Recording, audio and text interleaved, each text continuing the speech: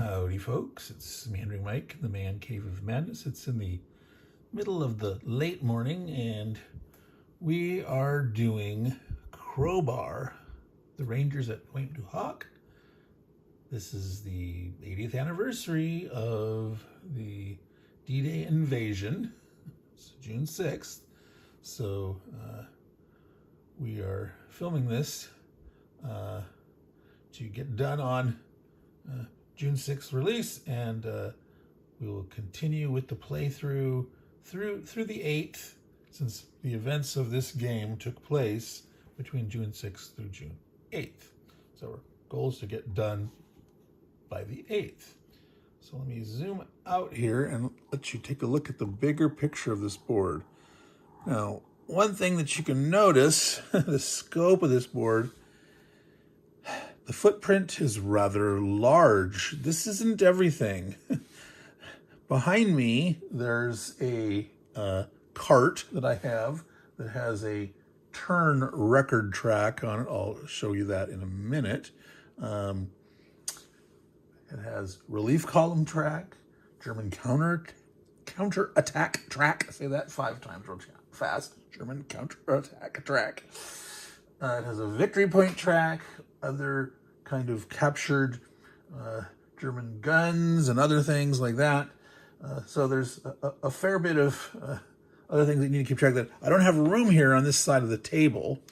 And because I'm trying to film here, there's space underneath where I'm going to be putting things like event card decks that you won't be able to see. I'll show you them as I draw them and such, but they won't be able to be out for display all the time. I've got a bowl of event chits. I've got some little bowls that I'll roll dice in. There's different kinds of dice. These are multicolor custom movement dice. These are combat dice, the Americans, Germans, etc. All right. Now, in your game, you may have a blue die. I don't. There was supposedly some blue die that came as a Kickstarter exclusive stretch goal kind of thing. So, unfortunately, I don't have that. And I'm always a little leery of games that have bits of the game that your normal retail customer can't get. I get the idea of having, bonus stuff, more miniatures or special mats or this or that, but actually having components that don't end up in the final product, in my mind, is a bad thing. So enough about that. So what are we doing today here for this, or at least in this video? Again, so what we're going to do right now is a how to play setup wise for Crowbar. Okay. As we saw here, and you look around, you see there's already stuff set up in various places. I'm going to try to move this not too fast so no one gets seasick or stuff. Whoop. We got landing craft across here, LCA, landing craft assault. Okay, these are what the Rangers used. These are British landing craft. They were designed, first built in 1939. Interesting to see what changes were made, post World War II on these landing craft based on the experiences. But obviously that's not the scope of playing of the game and these videos. But that's something that I wondered is, what happened to the state of the art of landing craft post World War II? So some of these things here, like these are the change, the step markers for, this is Dog Company, and over there is Fox, and here's, oh, you can't see it, but it's easy there, here. Easy Company. So this all makes up the 2nd Ranger Battalion that landed at Pointe Du Hoc. Under each one of these landing craft is 1 Ranger unit. They range from strength 10 to 6. In each company section, there are 4 units. Okay, there should be 3 10s and 1 6. All right. So all total at the start of the game, they have 9 10s, 3 6s. They've got 3 company leaders. Now, you might not be able to see this. There's little names next to these, some of these. Let's see here. Okay. So here is where Captain Ba goes. So I'm going to try to get that. Well, this is always the problem, is how to get the focus right. All right. There you go. Nope. Look at that. There we go. So Captain Ba, Easy Company Commander. There's no data on it, just the fact if he's been used for a special ability. They can do actions. I'm trying to move that too fast so you don't get seasick. Zoom back out. All right. So it tells you where they start. There's 1 company commander in each zone, and then the battalion commander, Commander Rudder here. He's right now tagging along with Easy Company. He functions like a company commander, but he has some extra things that he can do that the company commanders can't.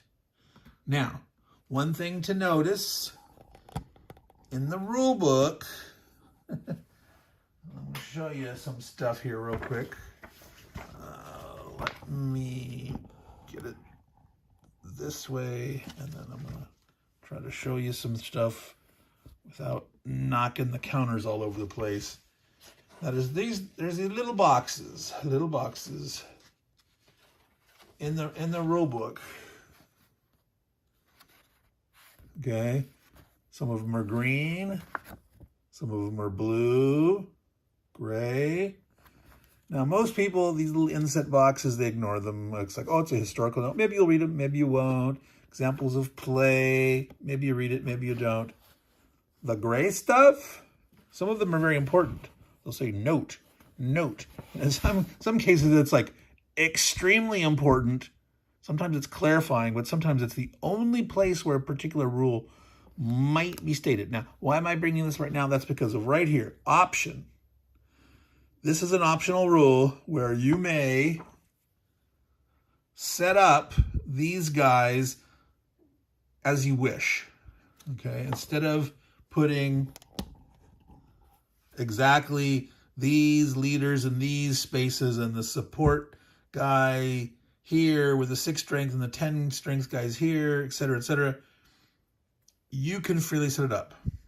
Now, not freely, because one of the things it doesn't say right there in that little box for the optional rule is that no matter what, you must always have 1 and only 1 Ranger unit per column. The way this game is designed, it's a columnar approach, and you're only supposed to have 1. There's supplies there. 1 Ranger per thing. So per that optional rule, you can vary this setup, but make sure you still have 1 Ranger per column. Don't double up. Don't be missing one, right? So that's the first thing to note about the setup. So might as well, the first time you play, go ahead and set up as indicated here. Now, these German forces arrayed out here, for a second, ignore these markers that say incoming fire. There is a standard setup for which kind of units go where, but some of them it's randomized, okay? So there are some machine gun units that look like this. There's a flat gun. So the flat gun goes in the space marked flat gun. That's easy. The machine guns go in the spaces marked machine guns. Now there are 1, 2, 3, 4 machine guns here on the cliff. Now let me go over this real quick here. This is the cliff. This is the top of the cliff. Okay, that's where the machine guns placements are. 4 of the 5 machine guns. I'll show you where those. This is the beach. This is row 4. There's 3 C spaces. Here's the start. So they start. Obviously, they're out there in the sea, in the ocean, right? But this is row 1, 2, 3 of C, beach, row 4. You never occupy the cliff per se, the actual cliff, because it's vertical. But this is the top of the cliff, 5, and it goes up to row 15. There's an important road here in row 13, that this is an important objective for the Rangers. They can set up some roadblocks on that road. Okay. So the German setup, again, we said machine guns, 4 of them, a flat gun.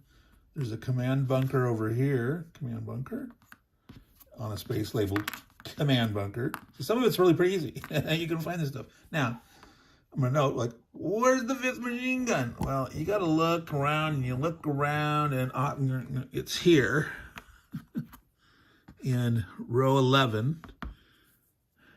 Now, you might see that E there.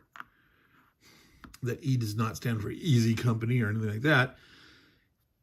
This upper part, this inland part, is split into 9 areas.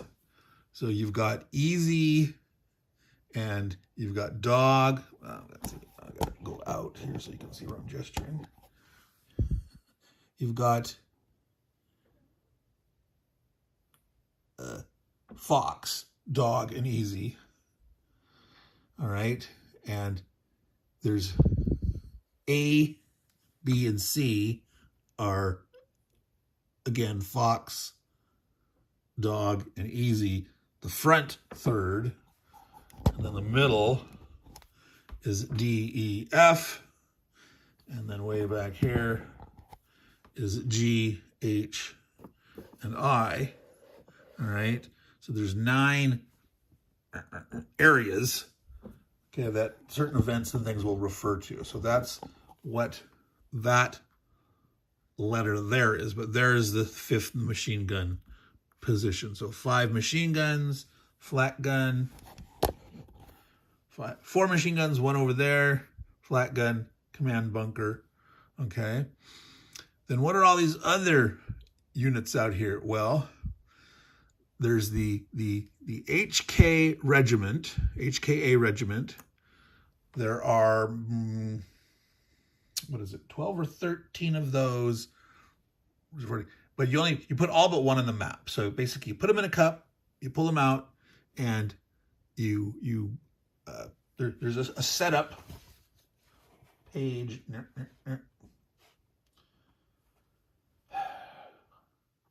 Page 6 and 7, and page 6, 2 columns. So B continues here. And a little bit spills over here onto the top of page 7. All right, and it tells you what to put where. So the HKA guys, it says here where to put them. So there's 14 of them. There's 13 locations. I'll leave 1 guy left over. So it's random. There's different strength. They range from like 2 to 4? 2 to 4 strength. And you don't know. You might be not setting up one of the weak ones or the strong ones or something in between. That's part of the sort of randomization method. But where they go is fixed. All right. And they are into each gun emplacement, building, bunker, and barracks. All right. So gun emplacements are these. Gun emplacement spaces are very important because these things with the question marks on them, the Ranger's main job is to find and knock out these gun batteries. All right. That's the main target. And then roadblocks on the road are sort of secondary. Just killing and capturing Germans is tertiary. But there's a bunch of unknown stuff. It can be the actual guns. It can be just some rubble. It can be, oh, you found some German plans. It's all sort of randomized. And so after placing those German units, you'll do a gun place randomization. Okay. Now, there's a couple of errors in the rules, and this is one of them. They say in the rule book that there's 20. It's actually 26. There's 26 of these counters with the question mark, with the gun possible placements on them. And you set them up everywhere there's a stars, all right? So whereas the German HK regiment guys were in gun emplacement spots, they were also in barracks, okay? And there's buildings. Like if we look over here, there's a line of things. Here's a building spot, and there's a building spot right there. A building here. So notice they also have a star, which means because they're building, and we're told an HK regiment dude is going to be at the building, but also since it's a star, one star, you get a possible gun emplacement. This line of thing here is a bunch of ones. These have two. There's no possible gun emplacements in the very edge of the embankment. They're all set back a little bit. So there's a bunker and gun. Well, you can't quite see that. Okay, gun emplacement and bunker. So there's one HK dude and two of those possible markers. Another gun emplacement bunker. Gun emplacement, gun emplacement, gun emplacement bunker, barracks here. Where's the other barracks? I don't remember. Not really important, but you'll find it. You'll figure out where all the are. So like this is a place where a HK regiment guy starts, but there's no gun emplacement. Where here, yeah, that's a barracks, it's a bunker. So now there's a thing called casements. Nothing starts there. It's a casement, but no, my understanding is I believe that can be considered as prepared cover. So for example, if a German unit ends up moving into that or that, then they're in prepared cover, and the Rangers moving into assault, it requires some certain more advancements to move forward into a place that's being defended as is prepared cover. But the casements do not affect the starting placement, so don't get confused by that. That's not a bunker. It's not a gun emplacement, etc. All right, so once you've set up the HK regiments in the appropriate spot, and then you've got one face where the question mark's up and what the actual thing is down, whether it's an actual gun or it's something else. It could just be, it could be nothing. It could be rubble. It could be a trap, booby trap, etc. All 26 of those will be placed by the stars. Now, you're saying, that doesn't seem like enough. There's 2 here and 2 and 2 and 2. Well, I'm going to have to swivel around here to show you this. unfortunately, again, this is, like I said, the footprint of this game is large. It's not a monster game. It's not a monster game. But for a solitaire push your luck game, it's big. And if you've played in Magnificent Style, it's much smaller than this. The footprint is much smaller, especially if you're talking the old Victor Point Games version. This is much more of a requirement for here. I don't even see that well enough. There you go. 3 stars, 3 stars. So there's going to be 3. This is the historical place where they found like 4 of the guns. At some point, some of the guns had been, limbered up and moved, like hidden, stored here. Which seems kind of weird. If they'd actually been in place, they could have been more useful. The thing is, in this game, because they're trying to knock out these guns aren't set up in place to be used and fired in that sense. So game-wise, these aren't active guns that you would detect by them firing. But the idea is to knock them out because they potentially could fire on the Omaha beachhead.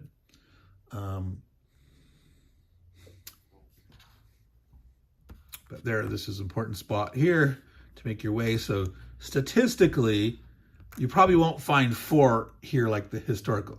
There's 26 total. There's 6 here. There's 6 out of 26 here. And the odds that you'd have, there's only 6 actual gun markers, I believe it is. The fact that 4 of them are going to be here statistically is actually quite small. But at least the odds are good that there'll be some guns here, at least 1 or 2 maybe. So that's a place to drive towards. All right. So what's all that, you ask? Well, I just placed them here. There's not a set place for these.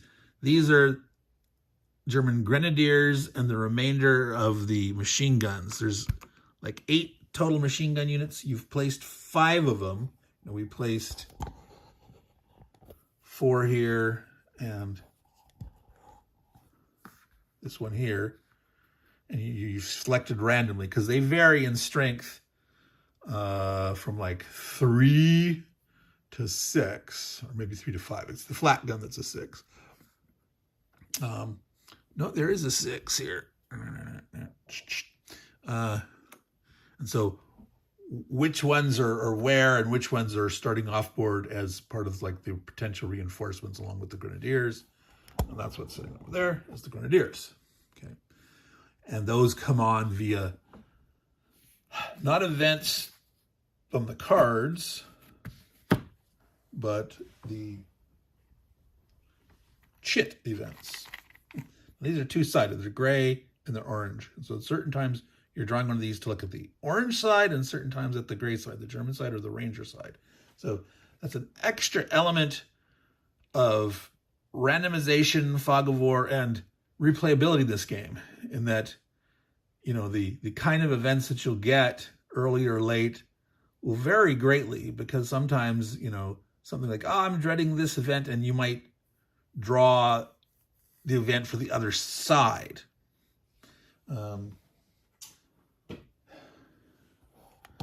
So that's how the Germans got all set up.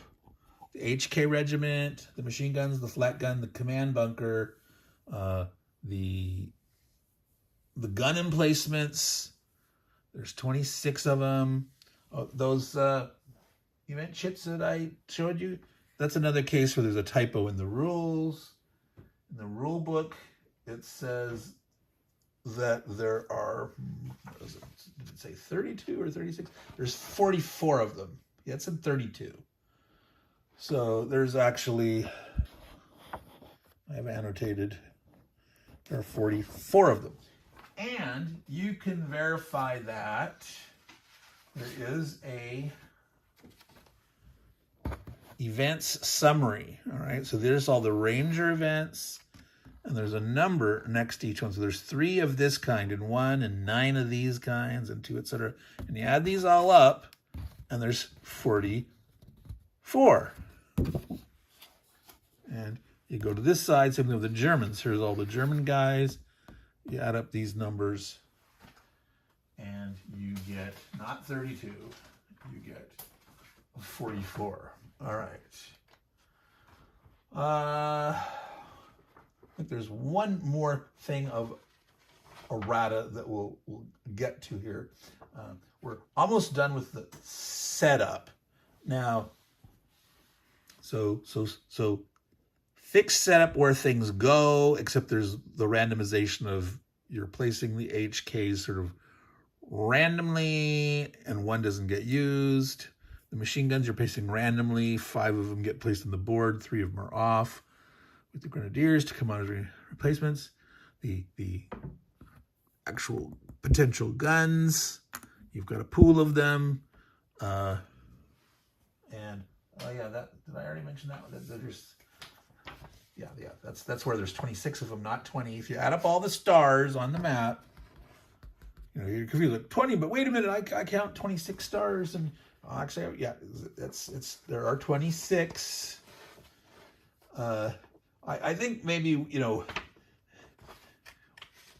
what happened was there are 20 that aren't the actual guns, and there's the 6 actual guns. So there's a 26 total possible gun locations, 6 of which are real, 20 which are not. There's something else. But in total, you're placing 26 on these 26 starred locations. The number equal to the number of stars on the location. All right. Now,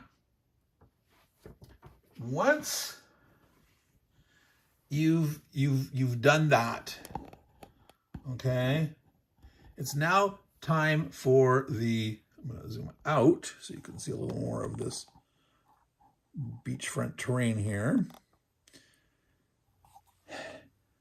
There's a little portion of the game where the Allies are doing their bombardment, okay? So they're bombing with the Navy and air, I guess, hitting certain points on the map, and basically you're putting incoming fire markers. Now, what they say to do is to roll a 6-sided die, so a combat die, and add 10. And that's the number of incoming fire markers you get, and you can place them on any German-occupied square. However, you probably want to saturate this first row of cliffs, row number 5, because any one of these spaces that had 2, you can put at most 2 per space. So there's 1, 2, 3, 4, 5, 6. Okay, as long as you have 12 or more, you could put 2 on each of these. And then you could spread out ones out this way. You could just put 1 per each of these, but you resolve right away fire against any row 5 cliff top that has 2 of these. You resolve 1 of them, okay? Otherwise, you don't actually resolve the effects of these until you try to move in, you try to close assault it, or you do a recon against it, recon fire. Okay, so it has an effect, like that's been bombarded, it's been suppressed.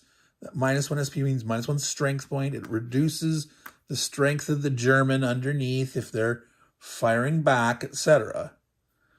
But you're going to resolve, after deciding where you place your incoming fire markers, 1 per these. So you can see some of these that have 2 markers on. I've left the pin markers on there because that's a persistent effect. These Germans are pinned. All right. These other ones had markers. And of course, I was unlucky enough. Can you see all those? Miss, miss, miss, miss. So of my 6 total here, I had 14 total incoming fires to allocate. And I put 12 here, and I put 1 over here, and one over there. Okay. 4 were misses, 2 were pins, and the rest I can't find out until I actually get up there. You start to assault or recon against it, and then you reveal the effect. And if these Germans with these incoming fire on it move, if this guy bugs out and retreats or whatnot, he takes his marker with him. That's like something happened to him. You don't know until the Rangers get up there and get close and personal, and he may have lost strength or not, right?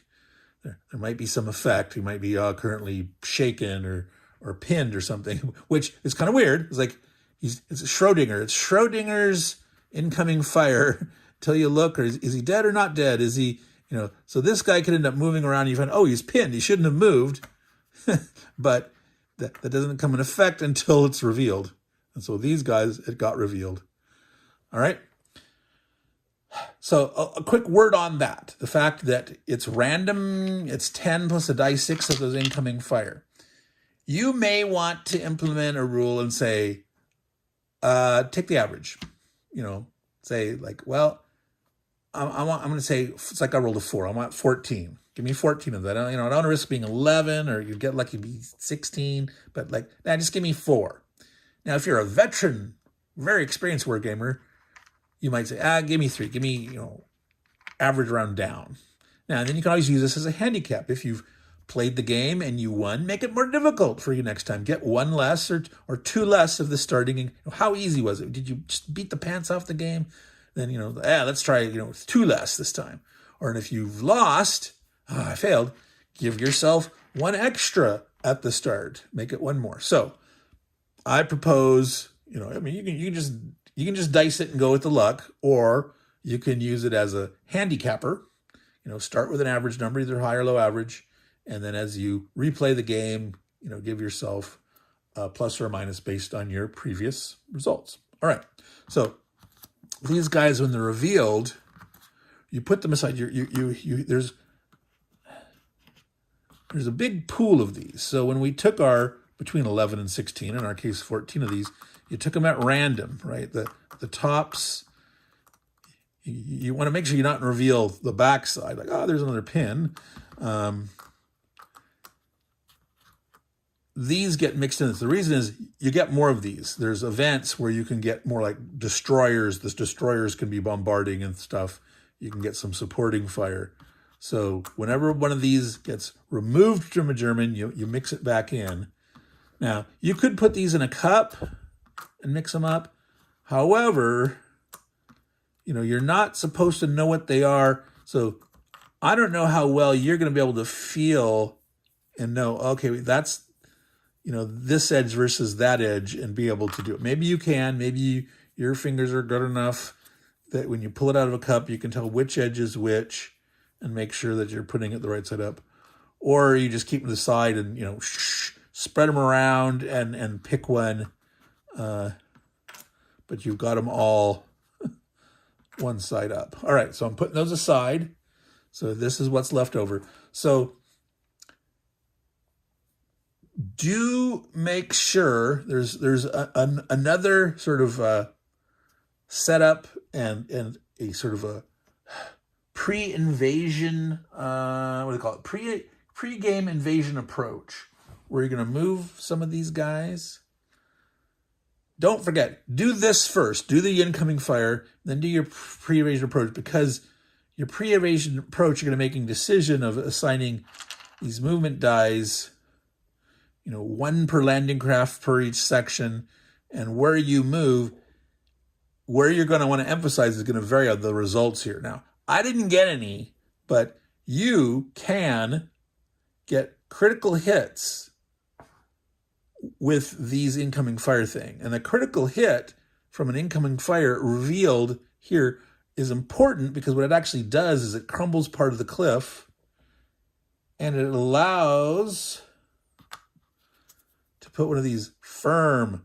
There's shaky and firm. This is referring to the grappling hold that the Rangers have for climbing up. Now, so it's like you've crumbled the cliff. The cliff's not firm, but the fact that the the climbability, the route is easier for the Rangers. So if either they've got a firm grappling hook or shaky grappling hook attachment, or the cliff has been crumbled, that's a firm hold on that avenue of approach.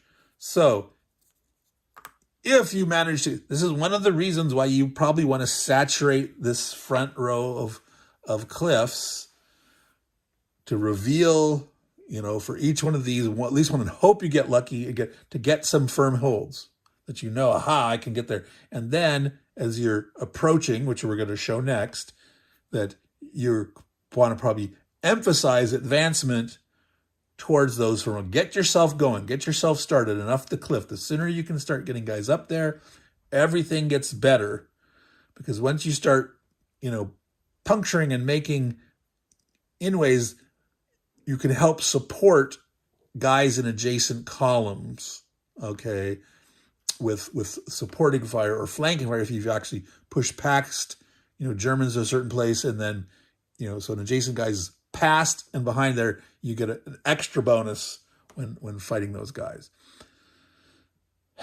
So definitely don't do the pre-invasion movement here and say, oh yeah, I forgot to do this. You should do this first in the order. That's what the order that says. Set everything up, do these, resolve these, then do your pre-evasion, and then you're now entering the normal mode of activations where you are going through a cycle of activating units, and depending on which column they're in a C zone, they're in a beach zone, they're on the beach, moving up the cliff, number of advancements required depending on if there's no hold, shaky hold, or firm hold, and then they're inland, and so units are going to be in different zones at different times, right? So as you're doing each turn, the turn structures are loose, because it's just a series of activations, completing it, all the things, all the different guys, and that's like a turn. But passage of time turn. Now I'm going to show you here. I'm going to pause this, and I don't want to show you the whole mess off to my side here, so I'm just going to. All right, so here is that tracking sheet that I was talking about. This is on a cart to the side and slightly behind my game table. Now over here is the time increment track. You'll notice the marker says turn increment. So yes, they've sort of mislabeled one or the other. You're doing time/turn increments, and where places says time and one places says turn. Just have to get used to that. And so here's a notion of each day: 6th, 7th, 8th. It ends when the daylight time of the 8th is done. The game's going to end. The game can end sooner if the relief column arrives. Okay, so this passage of time is random based on those event cards, not the event chits, even though I believe there may be some event chits that will add to the turn increment, but the main driver of this is event cards increasing the increment. So when it gets to here, not on the 8th, but on the 6th or the 7th day, when it gets to here, you're now night and you have to use the night rules. When you get to here and go one more, you now go up to the next day and you're in daylight again. So go through the 6th, go through the 7th, go into the 8th. But once you get here, that's going to end the game. So that's the strange, unique, different sort of passage of time that, I'm here. There can be up to 4 German counterattacks. You track each one separately. So the first one starts here. Certain things will bump up this counterattack marker. And this is for flavor. It says, headquarter plans, orders issued, units alerted, units gathered. I can't even read that. It gets darker and darker on here, so you can't attack a launch eventually. But so eventually you'll go through and counterattack a launch, and then you'll flip this over, and time will go by. Things will happen that will get there towards the second, and then here's this one, the third and the fourth. So there can be up to 4 German counterattacks. So that's the interesting mechanism of when do those happen. And the relief column, this is from Omaha Beach. Okay, so the Rangers are here to help protect Omaha Beach, but Omaha Beach is there to also save the Rangers' butts, because they're off by themselves. They have landed and climbing up this cliff. They can't really get back to sea and escape, and so they got to go knock stuff out. But their survival is eventually the relief column showing up, right? So they got to do some critical stuff to help protect Omaha Beach from these guns. And Omaha Beach is their savior. Okay? Now, if this gets up to here, game's over. Now, this could come too soon victory point wise, where they didn't do their job, didn't get enough victory points. Well, luckily, normally when I get a phone call and it knocks me off, but I did not this time, thank goodness. All right, so the relief column coming too soon could be problematic victory point wise, where you might not have accumulated enough victory points where you had a little more time. But we'll go over this stuff more later. All right, so we're back here at the main board. So, as I mentioned, that passage of time there on that turn/time increment is something interesting, different, unique. You've got 3 days. You've got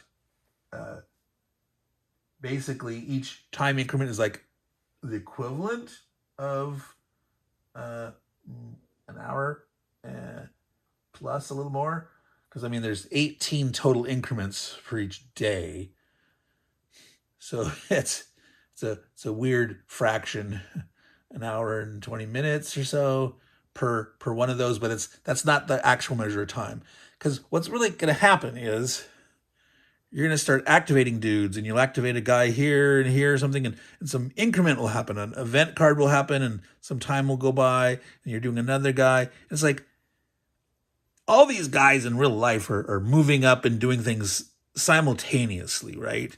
But you can only activate and resolve them sequentially. And so it's like, once you've gone through and activated everybody, in a sense, all those time increments that happened between the start and the end, now that's sort of how much time has passed. Okay?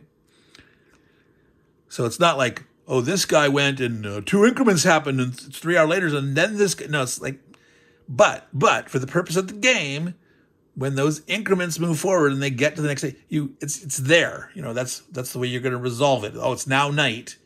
But in a reality sense, making sense of things is when you've moved all your units and they've gone through an activation. Oops, I'm knocking things around here. And you started at a certain time increment and you ended at a certain one. You can say, that's how much time it took. How much time elapsed for this stage of the fighting. If you want to know, if you've the narrative in your head, if you're, we're writing it down, like wanted to make a story out of it or journalize it or something, that's the way you would do it. But in terms of mechanics in the game, you just, as things happen and they increment the thing, it increments. You just keep going to the next unit, and the time increments. But in reality, all the guys would be doing their things sort of at the same time-ish. Okay. Now, so what we're going to do is resolve a pre-game invasion approach, and then we'll be ready to start, and that'll be a subsequent video. This will be the end of the how to play setup, discussing, some of the issues of of, there was some typos, some errata here. Now, this is where these guys become key. And I'm going to hate to tell you this, but we're going to use these in a non-standard way. What do you mean, Mike? Meandering Mike, I don't get it. Well, so these movement dice, when you're doing normal activations, they mean a certain something. Well, in this pre-game invasion, they mean something slightly different.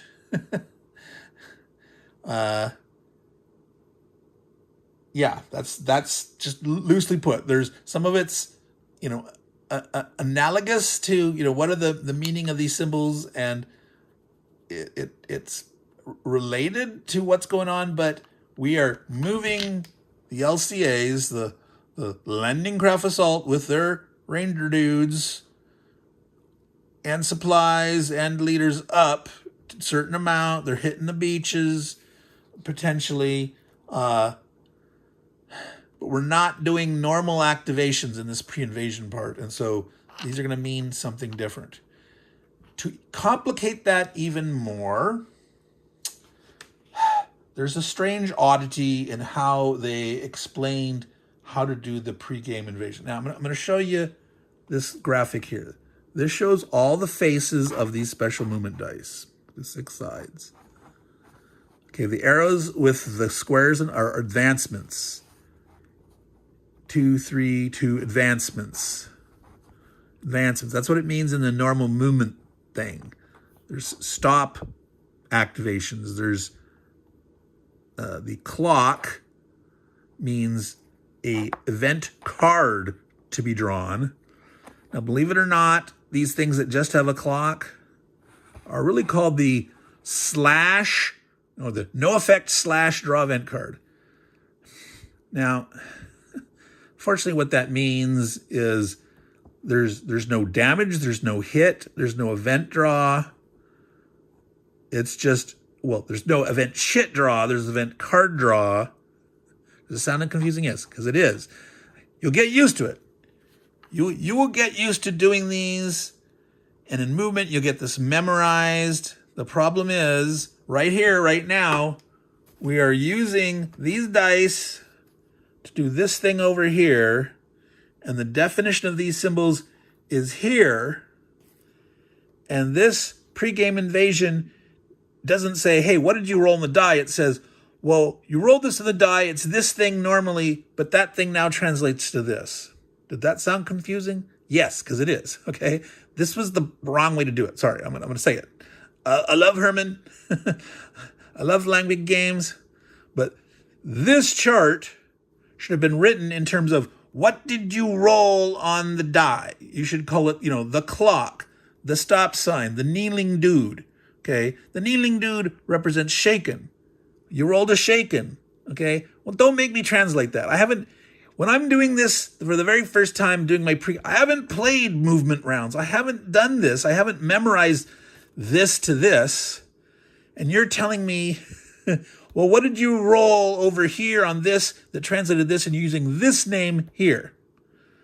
Not good. Now, what I plan on doing is photocopying these or scanning, taking these and making a chart that shows what did you roll, what does this affect? Now, someone created that for normal inland beach sea zone normal activations, because these dice, the effects, some of them vary slightly between which zone you're in, which is a slight difficulty in this game. Again, you'll get used to it. But no one has done this, at least the person that created that player aid did not create one for this. So at some point I will do that, where I can just roll the die, and right here it'll tell me this end effect based on the die roll, not having to interpret, which is, what do you mean variable hit versus one hit versus Ranger / German stop activation / draw? What does stop activation / draw event mean? Well, that really means a stop sign and a clock. Yeah, see this here? Stop sign and a clock. that stop sign plus a clock is stop activation / draw event card. Now, if you've played this and then you know that. Your brain just says, oh yeah, that's a draw, blah, blah. But again, the first time. So anyway, little Meandering Mike rant there, meandering about that. But this is not the best way to do this. I'm a programmer. I've been a programmer, a designer, database designer, an analyst, and having multiple levels of translation is error prone. That's why translate from here to here to here. Say this effect here based on this name thing, which is this, which is from this. Just go from here to here. Okay? Cut out the step. All right? So we're going to do this now. We're going to roll these. And I'm going to be translating in the back of my mind, and I'm going to try not to make an error here. And we're going to roll each company area and get the initial pre-game invasion approach. And then we'll be done with this segment. All right? So we're going to have dice here, and you're supposed to pick one of these companies, and you're going to roll the 4 dice, and you assign 1 die per each column, each landing craft in that area. You have to use all 4 dice in this mechanism, in the pre-game invasion approach process. You must, because there are 4 columns, 4 landing crafts, and so you will roll the 4. You must use them all. Like, at the moment I'm taking damage, I don't want to do that. I don't want to. No, tough.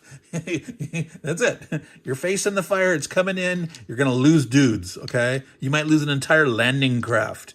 It can be bloody, okay?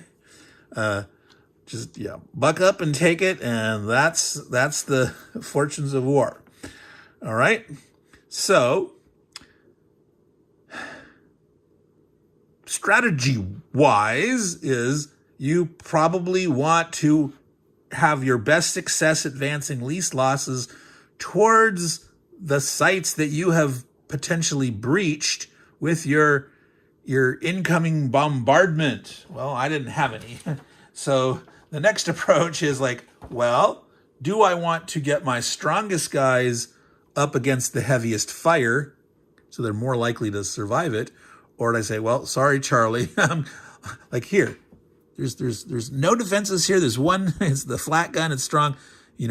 Maybe if one of these guys is weak and is hit, you only got 1 roll at the start. But I might put, the guy that got hurt, maybe I'm writing them off. Like, they're going to die, but I want these guys that are not opposed to go up as fast as they can so they can get up there so they can start trying to grapple and get up and make progress. Now, certainly if you had a firm hold, a breach in the wall or something, you'd want your guy there. So this is the strategy for at the start. So let's just get to it and start. So I'm going to start in the middle section here, from here to here. So that's from here to here, where we've got 2 guys. There's a 3 strength machine gun, a 5 strength machine gun. They had no, they are still suppressed because there's still incoming fire on them. That's not going to affect this process because we're not going to be entering any actual combat at this point. It's all generated by the dice. But in terms of getting up there, getting onto the beach, and starting then to be knowing I'm going to be under fire by these particular units, we'll start here. So I'm going to roll the 4 dice. All right. So we got 1 shake. We don't have any rout, which is the worst. We got an advance, advance, advance. This one has damage. So when there's 2 symbols, you always apply the first one. All right.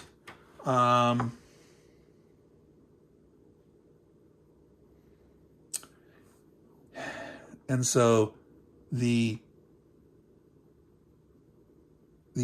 R and the G, which there's no G's, normally are you're going to draw a Ranger or a German shit here. In this process, you don't draw those. Okay? So this is just advance, just like this is just an advance. This is take a hit, and you'll notice here, there's I'm going to show you. See, that one there is not filled in, and that little explosion symbol is filled in, all right? That's a difference, okay? So the filled in one is one hit. The one that's not filled in, that's called variable. And the rules for how much damage that is depends on which zone you're in. Yeah, that's one of the complications of this game. And for this pre-game invasion approach, it's a 1 or 2 points. So 1 for the filled-in explosion. The filled explosion is not filled. That's going to be 2 hits. So we got 1 hit here, no hit, an advance, an advance, an advance. Now, note that advance 1 here in pre-game invasion does not mean advance 1 space. This was part of this translation thing here on this chart. Advance 1 actually means advance 3 C spaces. You don't hit the beach, but you advance 3. So 1, you're actually moving in quite a good clip, but you don't make the beach. Whereas advance 2 or 3, you will make the beach. If you have, quote unquote, no effect / draw event card, that really means the clock by itself. Again, I don't really know why they put that no effect there. It's just you draw an event card. You don't have any explosions. You don't have any random events of chit nature. You just clock means draw event card. That's what they really should call it. Now, you'll notice here I've annotated. In the rulebook here, they say 1 C space. It should be 2. That's errata. That's only on, well, it might also be on Consim Rule, but I found it on BGG. There is no errata for the game on Flying Pig website. The game doesn't exist here. I mean, it's not in stock. It's out of print. And they don't seem to keep an archive of things like, errata. But errata does exist out there, and that's one of them. Now, there is this card right here, player aid card. And that upper left section is what we're talking about right now, the pre-evasion game approach. And notice right there, lo and behold, no effect / draw event, move 2. Okay, so the card, the player aid card was right. The rulebook itself was wrong. I've notated my rulebook, so just note that and probably want to annotate your rulebook. So I get to move 3 C spaces, 3 C spaces, 3 C spaces, but one guy will take a hit, and this is shaken, the guy that's kneeling, he's been shaken and falls to his knees, and in this thing here, a shaken dude actually can move 1 C space and then gets the shaken marker on him.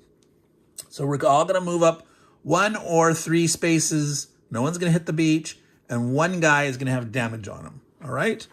So, something to note.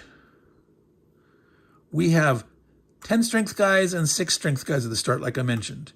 And on each counter, when you flip over, you go down to the next one. So 10 goes down to 9, etc. If you get hit again, you get the other marker from over here, and then you go down to an 8, which can flip to a 7, then the 6, the 4, etc.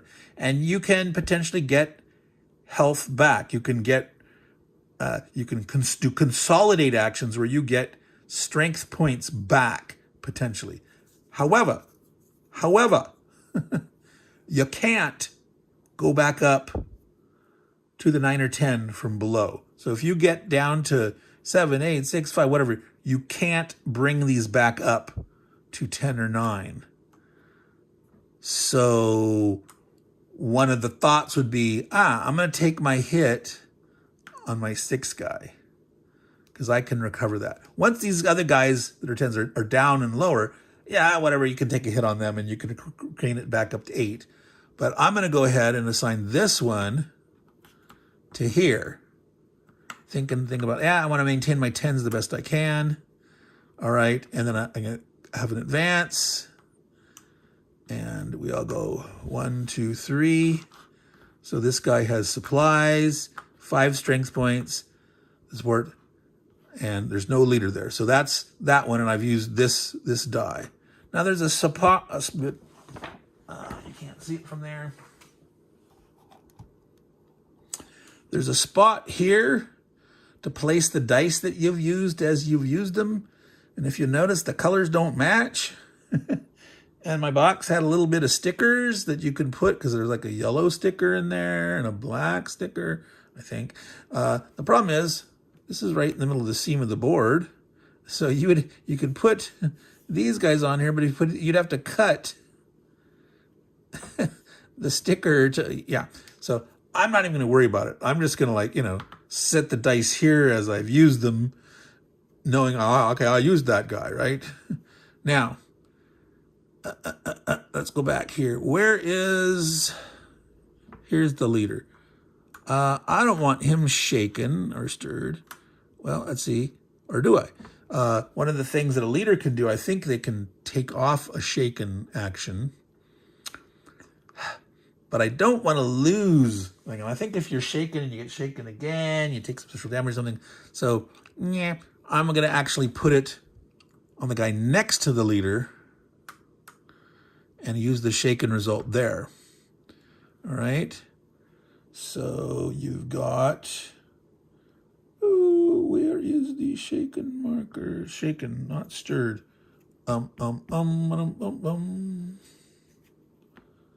It's on the other side of pinned there. Pinned, shaken. All right.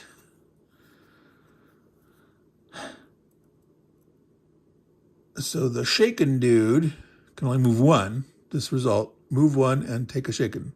Shaken and a bacon. All right. Now, these rally points don't move up until you get up off the beach. And that's key part of the game, is part of the push your luck thing, is do you keep going, or do you stop and, like, not advance, not try to do things and reset your rally point, bring your rally point to where you are now. So that's going to be an important part of the gameplay, whole part of this press your luck kind of aspect of this game. But right now, the rally point's way back here. You can't do any consolidation until you get out of the sea and up off the beach and stuff. So this was this one we used. All right, so these are functionally the same, because that R doesn't mean anything. So we're going to go up 3 and 3. So, no major disasters. We had 1 shaken guy. We took 1 hit here. We advanced 3. Didn't get anyone on the beach. But nothing, like, horrible happened. All right. Now, we're going to do this over here. I'm going to move this camera up and closer. And gonna do fox. All right, so okay, no disasters. Again, we got a shaken. We got 2 clock thingies, and again, that's technically a no effect / event doohickey. Draw event card, as it's called, but we don't actually draw event cards during this, again, pre-game invasion approach. So again, we're using these to different effects.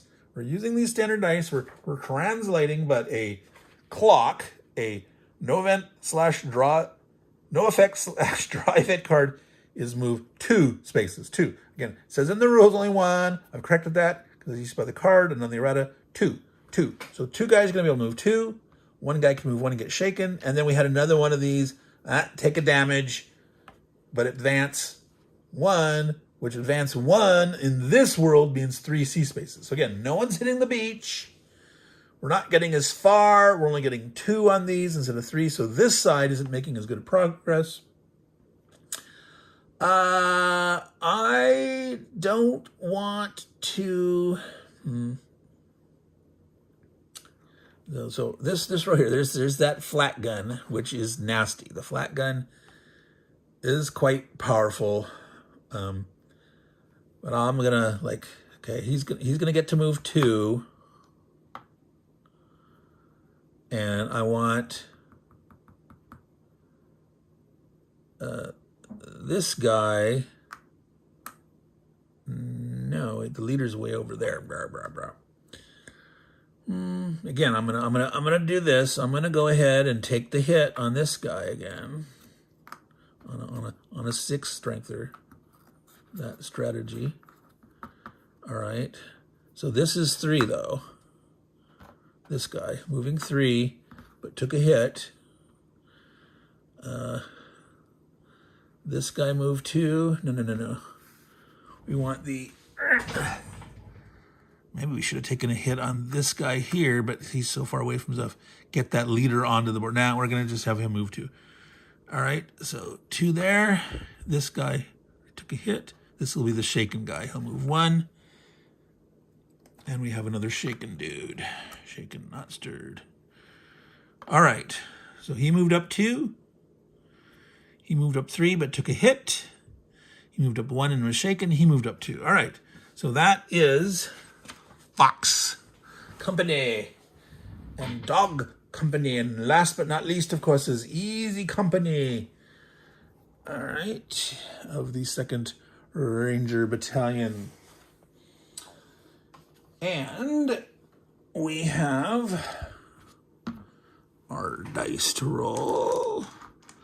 So it'd be nice to have someone hit the beach, but that may not happen. Let's see what we get.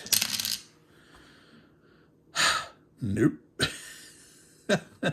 All right, so, but again, no big disasters. There's no damage at all in this one. But, that didn't make a lot of progress. But so this, the stop sign all by itself, is 1 sea space. Okay. The stop with a clock is stop activation / draw event card is also 1 sea space. So these are the same. Okay, these are arrows with 1 square each. So those are 3, moving 3 sea spaces again for this. Normally there'll only be 1 advancement in the normal inland stuff. But again, this is magic of translation, of using these dice for different purposes. Not my ideal way of doing things, but they made it work. So 3, and you ignore the R, right? So those chit activations don't matter. So 3 and 3 and 1 and 1. Okay, so, but no damage, no shaken. Okay, so I'm going to move this over back here so we can see a little better. We can see our guys and see what's here. So these 4, we've got a 5.2 machine gun that's currently pinned and also has suppression on it. This guy here is a 4.2 machine gun pinned, and this is a command bunker at 4. Righty.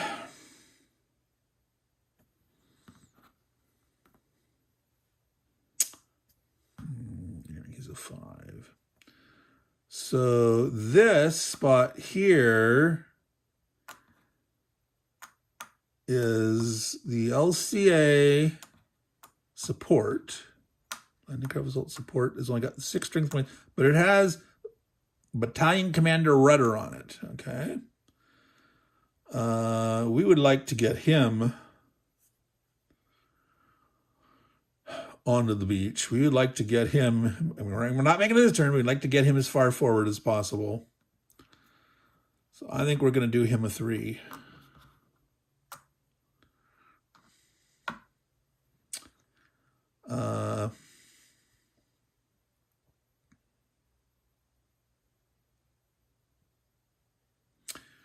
And this guy here, who's facing the stronger machine gun, we'll move him 3. And these guys will just do their 1. All right. So that's it. That is the pre-game invasion approach using the movement dice to slightly different effect. You got to translate. You got to look at the one picture over there. What's the result there? Yeah, at some point I'll go ahead and I'll try to make a player aid that directly uses these, so you can just see what's on the die, get the result.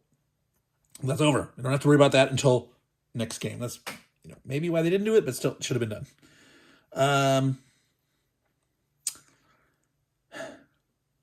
So that's it, folks. We're going to call it quits there. Meandering Mike, Man Cave of Madness.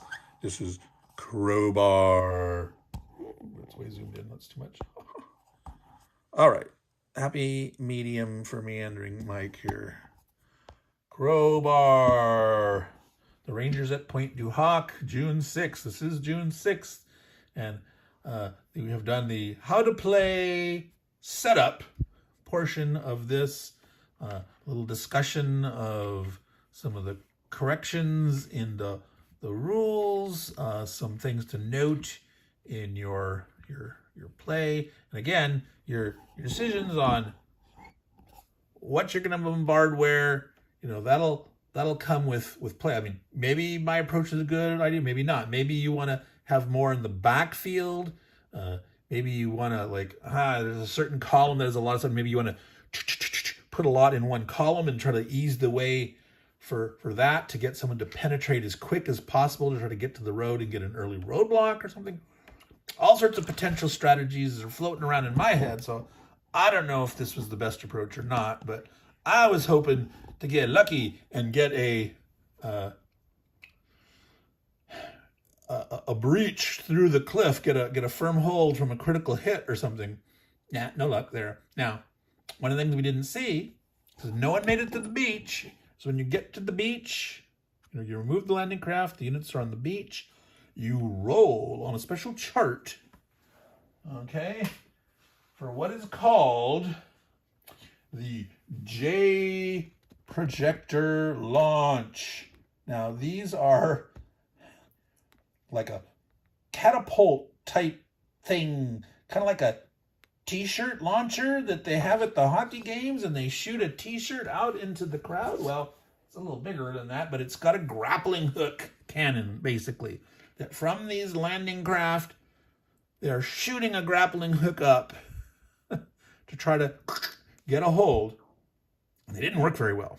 Okay, so the rate of failure was kind of high.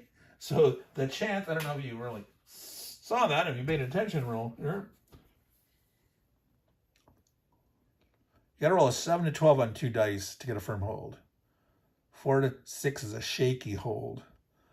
So just a little bit better than a 50% chance of getting a firm hold. But you could get no hold or a shaky hold. And so when advancing up off the beach, up the cliff, depending if you have no hold, shaky hold, or firm hold, you need 1, 2, or 3 advancement pips. If you have no hold, you need 3 advancement pips to make your way up the cliff. If you have shaky hold, you need 2 advancement pips and only 1 on a firm hold. So those dice that we were rolling, these movement dice, that's 1. That'll get you up a cliff if you have a firm hold. Now, this green, this is a safe, easy die. It only has movement advances of 1. The yellow die, I believe, only has advances of, no, there's one of them that's an advance of 2, but bam, ouch, you're taking some ouch.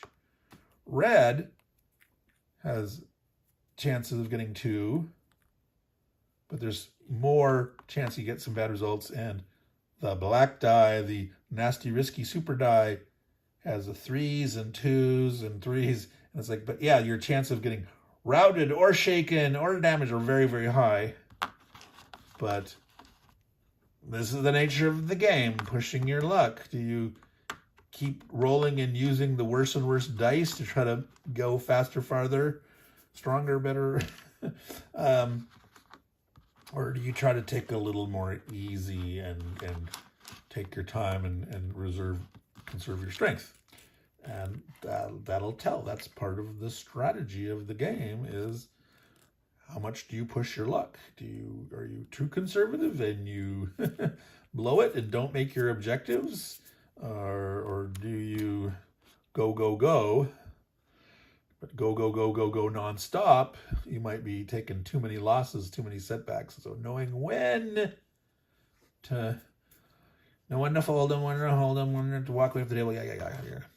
Little Kenny Loggins D-Day.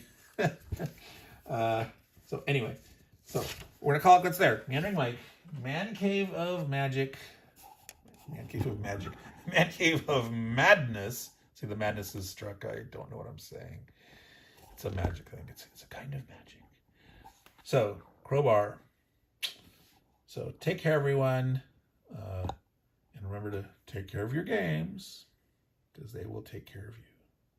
And the Rangers will try to take care of Omaha Beach. And Omaha Beach will try to take care of the Rangers. Ciao.